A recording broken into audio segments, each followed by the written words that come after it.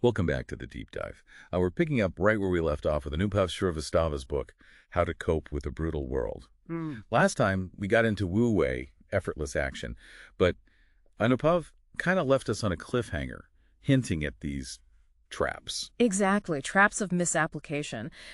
So today, think of this as the advanced course. We're diving into his 4 important Wu Wei caveats to avoid misapplication and confusion.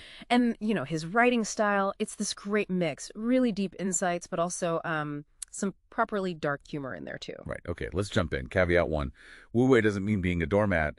It's easy to think, oh, just accept everything, right? Yeah. How does he tackle that? Yeah, he's super clear. It's not about tolerating nonsense or agreeing to get beat up, not at all. It's about expecting outcomes after you've genuinely done your best aligned to effort. And he puts it pretty bluntly, like, if you do get beat up despite your best efforts, just accept that you were supposed to be beaten up that day, buddy. Okay, so acceptance after effort. Got Yeah. it. But then he adds this twist, this hilarious, glorious, winky face addendum, as he calls it.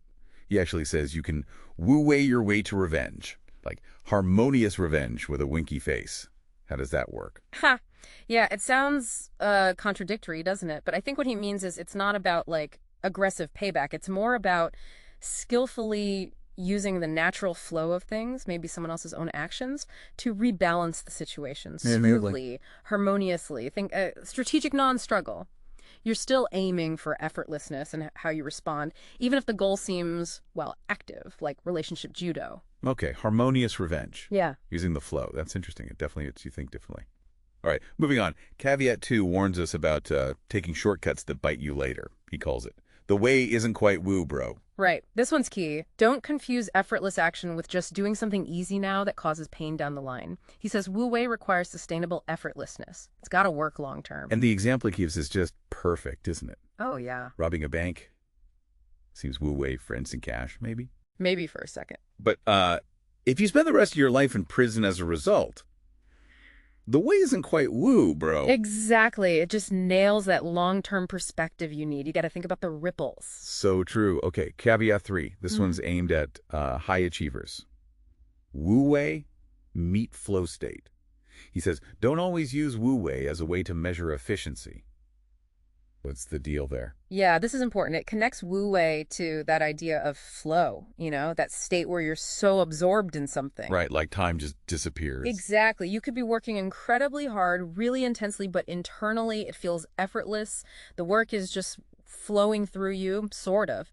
He actually says you can work for 16 hours a day and still be in alignment with Wu Wei as long as what you were doing seems effortless to you. So it's about the internal feeling, not how it looks from the outside. Precisely. It's not about laziness, it's about alignment. Makes sense.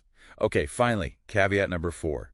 This one hits home for, I think, a lot of us, feeling too busy, having too much on my plate. He calls it, whose damn plate is it? Anyway. Huh. Yeah, and he just hits you with that brutal question, right? Well, who told you to put all those things on your plate? Oof. Direct. Very. He suggests it usually comes down to 2 things. Either we're afraid of feeling worthless if we're not busy, or we're just wasting time on things that you think matter but really don't.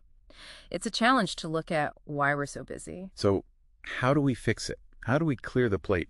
He brings in a pretty famous idea here, doesn't he? He does. The Pareto Principle, the 80-20 rule. Right. The idea is, usually about 20% of your efforts, they produce like 80% of your results. So find that 20%. Focus your energy there. And he applies this to relationships too, which is quite radical. Yeah, he says focus on the 20% of people who contribute to the 80% of fulfillment. And then, well, he says be ruthless in weeding out people who do you more harm than good. Ruthless. Strong word. It is. It's about protecting your energy, your peace, applying that Wu Wei principle strategically. And after laying all that out, he just kind of waves it off with a, do your own research once in a while, eh? Classic. Yep. But then he ends this whole section with a very clear instruction for you, the listener. What is it? Pause and reflect on what you have learned till now before you proceed. He really wants you to stop and actually digest this stuff. Wow. Okay. That's a lot to chew on.